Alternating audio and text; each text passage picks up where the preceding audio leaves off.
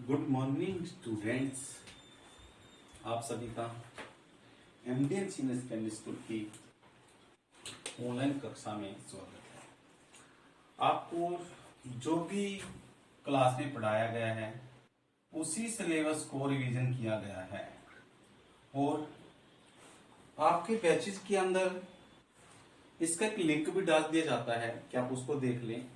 और अगर आपको कोई डाउट है या कोई क्वेरी लगती है तो आपको मैसेज आ गया होगा कि किस किस डेट को आपको क्वेरी देनी है।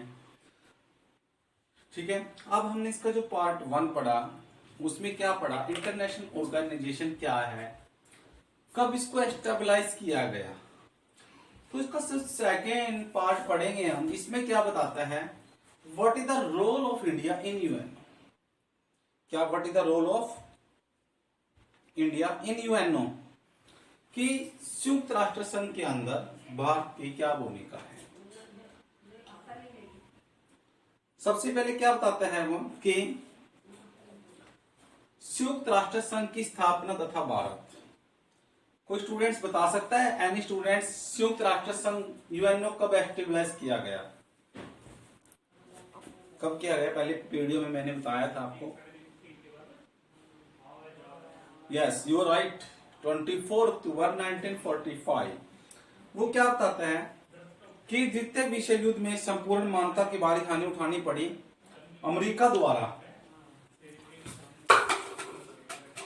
के द्वारा जापान पर जिस प्रकार परमाणु बम गिराया गया वह मानवता विनाश का जीता जागता उदाहरण है। आपको पता है जापान के दो प्रसिद्ध शहर थे हिरोशिमा और नागासाकी पर बम गिराया गया। पुनः नष्ट राष्ट्रों में उसके बाद से यूएनओ को महसूस किया गया। 24 अक्टूबर 1945 को इसकी स्थापना हुई और एक संगठन बन गया, इंटरनेशनल ऑर्गेनाइजेशन। अब शुरू होता है the role of India in UN. क्या है? भारत संयुक्त राष्ट्र संघ के स्थापकों के सदस्यों में एक है। संयुक्त राष्ट्र की स्थापना, जो यूएनओ की स्थापना है, किसमें हुई? एक कॉन्फ्रेंस हो रही थी। क्या हो रही थी? कॉन्फ्रेंस सैन फ्रांसिस्को सेमिनारी में की। इसके चार्टर पर अनेक देशों ने हस्ताक्षर किए जिसमें भारत भी एक था। जितने भी फंडामेंटल राइट्स थे, भारत सरकार की सिफारिश पर एक संघ चार्टर भी शामिल किया गया। संयुक्त राष्ट्र संघ की स्थापना में भारत की भी भूमिका रही। जब यूएनओ की स्थापना की गई तो एक अहम रोल भारत का भी रहा। वो क्या बता रहे हैं, देखिए आप। उसने क्या बताया कि संयुक्त राष्ट्र संघ की स्थापना तथा भारत की संयुक्त राष्ट्र संघ की स्थापना कब हुई? एक कॉन्फ्रेंस थी, कौन सी? सैन फ्रांसिस्को में इसकी स्थापना हुई और भारत, इसके चार्टर पर बहुत सारे देशों ने हस्ताक्षर किए जिसमें भारत भी एक था। और जितने भी उनके मौलिक अधिकार थे, सरकार की सिफारिश पर एक किसमें किया गया? एक एक्ट बनाया गया और उसके अंदर इनको भी शामिल किया गया था। दूसरा क्या है? संयुक्त राष्ट्र की सदस्यता बढ़ाने में भारत की क्या भूमिका है, कि role of India in increasing the membership. भारत ने संयुक्त राष्ट्र की सदस्यता बढ़ाने में भारत की भूमिका के लिए एक विशेष भूमिका निभाई और भारत ने चीन को संघ का सदस्य बनाने का भी सदैव समर्थन किया। भारत क्या चाहता था, जो चीन है उसका सदस्य बने, किसका? यूएनओ का। इसलिए भारत क्या करता था, उसका समर्थन भी करता था। किसका बेटा? चीन का। बांग्लादेश को संयुक्त राष्ट्र संघ का सदस्य बनने में भी भारत की विशेष भूमिका रही। वो किसका एग्जाम्पल लेता है?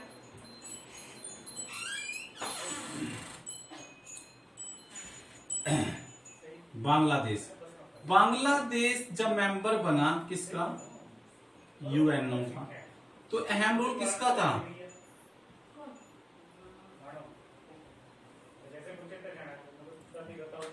भारत। भारत का ही एक इंपॉर्टेंट रोल रहा। तो उसके बाद बताता है कि उपनिवेशवाद का विरोध। उपनिवेशवाद क्या थे? कॉलोनियलिज्म का ऑपोजिशन क्या था? संयुक्त राष्ट्र संघ उपनिवेशवाद का विरोध करता था और भारत ने सदा ही कॉलोनियलिज्म का विरोध भी किया। भारत एक लंबे समय तक किसका उपनिवेश कॉलोनियलिज्म रहा? ब्रिटेन का। किसका रहा बेटा? ब्रिटेन का कॉलोनियलिज्म रहा।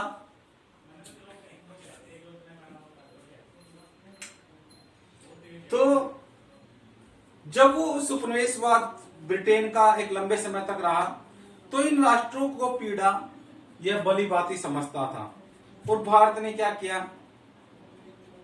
भारत हमेशा संयुक्त राष्ट्र संघ का समर्थन करता था।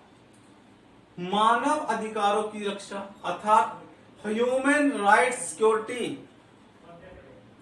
Security of human rights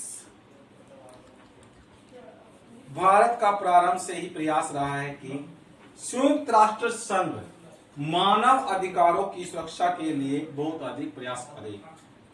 Bharat ने अपने नागरिकों को सभी प्रकार के अधिकार दिए। पता है आपको, फंडामेंटल राइट्स दिए हैं भारत ने, 14 से 32 तक के दिए गए हैं अनुवाद में, जो संयुक्त राष्ट्र संघ के ऊपर भी लागू किए गए। और जो अगर मानव अधिकार, अगर कोई भी मनुष्य ऐसा लगता है कि जो आपको अधिकार दिए गए उसका उल्लंघन करता है तो भारत ने सदा ही उसका विरोध किया है। दूसरा क्या आता है आगे? रंग भेद के विरुद्ध संघर्ष अर्थात struggle against colour differences. Struggle against colour difference के विरुद्ध भी भारत ने हमेशा संघर्ष किया है। भारत संयुक्त राष्ट्र संघ के लिए एक आवाज उठाई। भारत द्वारा रंग विरोध भेद करने के लिए एक संघ का उन्मूलन किया गया जिसमें बहुत सारे अस्तित्व भी आए। अफ्रीका में होने वाले भेदभाव के विरुद्ध भारत ने विश्व के अंदर एक जनमत का भी निर्माण किया। जनमत का अर्थ बता सकता है कोई स्टूडेंट्स क्या होता है बेटा? जनता का मत। जनता के द्वारा संयुक्त राष्ट्र संघ के अंगों में भारत का स्थान। संयुक्त राष्ट्र संघ में भारत का एक विशेष स्थान रहा। सन 1954 में बताता है, 1954 में क्या हुआ?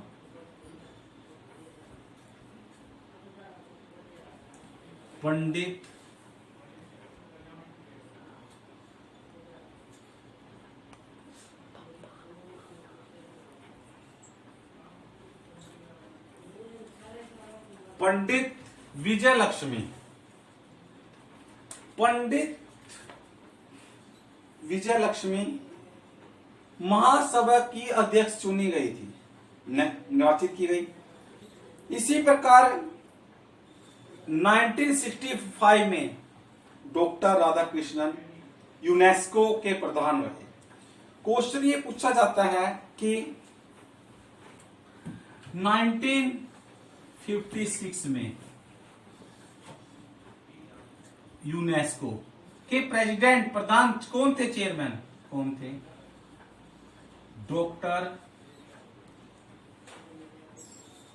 राधा कृष्णन, जो इसके प्रधान भी रहे। और 30 सितंबर 1991 को सुरक्षा परिषद में उन्होंने एक कार्यभार भी संभाला। सन जनवरी 2003 का एग्जाम्पल है जो एक सभी स्टूडेंट्स जानते हैं। 2003 किसका नाम है?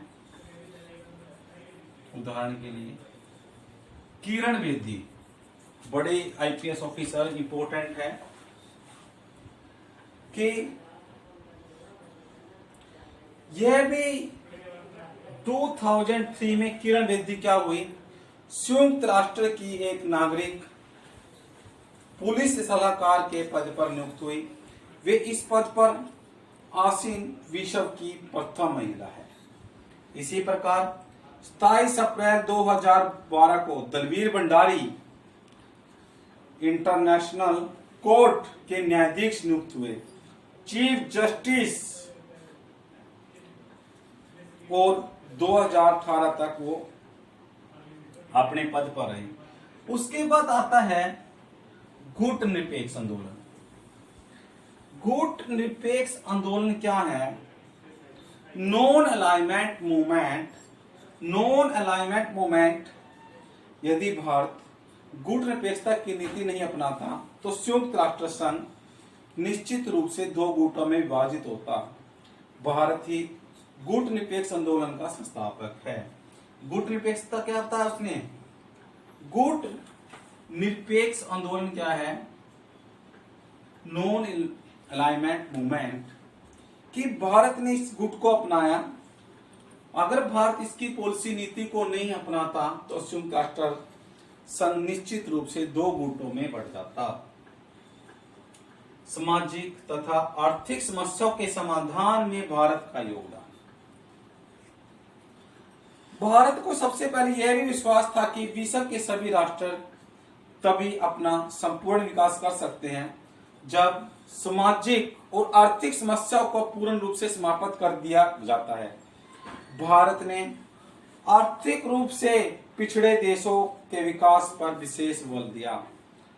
उन्होंने IMF, इंटरनेशनल मॉनेटरी फंड, और FAO, कृषि संगठन, एग्रीकल्चर ऑर्गेनाइजेशन संस्थाओं की स्थापना की और पिछड़े सामाजिक वर्ग के रूप में इसका एक योगदान भी दिया।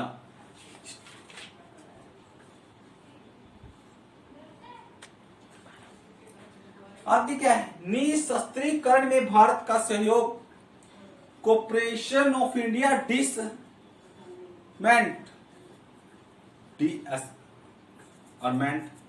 भारत ने सदा ही किसका समर्थन किया? निशस्त्रीकरण का। भारत क्या चाहता था कि जो परमाणु ऊर्जा का प्रयोग बल्कि मानव कल्याण के लिए करना चाहिए, न कि मानव विनाश के लिए। वो क्या चाहता था कि भारत चाहता था, सदा ही निशस्त्रीकरण में समर्थन था कि जो न्यूक्लियर एनर्जी है उसका प्रयोग किसके लिए किया जाना चाहिए? ह्यूमंस के लिए, ना कि किसके लिए? विनाश के लिए किया जाना चाहिए।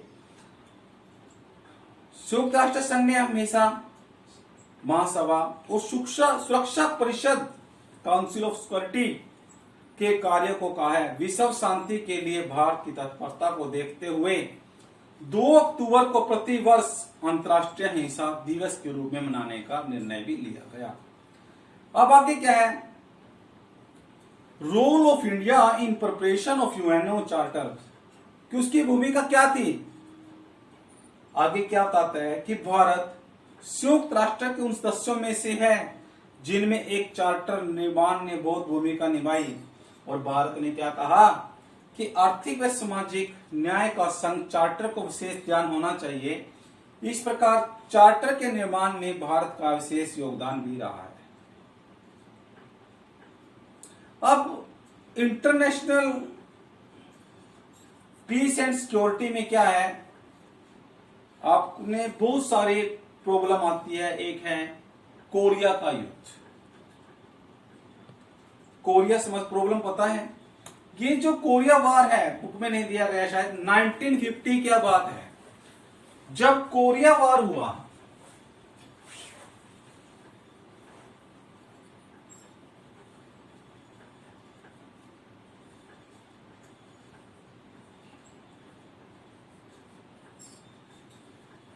कोरिया की प्रॉब्लम हुई, कब की बात है ये? 1950 की। क्या हुआ जब कोरिया प्रॉब्लम होने लगी तो उत्तरी कोरिया और दक्षिण कोरिया ने आक्रमण कर दिया। और उस समय संयुक्त राष्ट्र संघ ने उत्तरी कोरिया के लिए कितनी कंट्री की सेनाएं भेजी? 16 कंट्री की सेना को भेजा गया, जिसे भारत में शामिल किया और भारत ने इस मिशन के लिए एक महत्वपूर्ण भूमिका भी निभाई। आपने देखा कि एक इंपॉर्टेंट रोल है, role of India in UNO. UNO के अंदर भारत की क्या भूमिका है? तो संयुक्त राष्ट्र संघ की स्थापना की गई भारत में, सदस्यता बढ़ाने के लिए भारत की भूमिका, उपनिवेशवाद का विरोध किया गया, मानव अधिकारों की सुरक्षा की गई, ह्यूमन राइट्स की, और कास्टिज्म या कलर्स को लेकर कोई भी उसके लिए स्ट्रगल किया गया। संयुक्त राष्ट्र के अंगों में भारत का स्थान क्या था? गुट निरपेक्ष आंदोलन, क्योंकि भारत स्टार्टिंग से ही गुट निरपेक्ष आंदोलन का, नॉन अलाइनमेंट मूवमेंट का समर्थन करता था। अगर उसका समर्थन नहीं करता तो क्या होता? यूएस डिवीजन हो जाता। सामाजिक और आर्थिक समस्याओं का समाधान में भी इसकी योगदान रहा, और निशस्त्रीकरण में भारत ने हमेशा ही क्या किया? अपने सहयोग को बढ़ाया और देखा। पता लगे बेटा? इसका दूसरा पार्ट हो गया, तीसरा पार्ट आपको अगली वीडियो में फिर मिल जाएगा। Thank you, have a good day.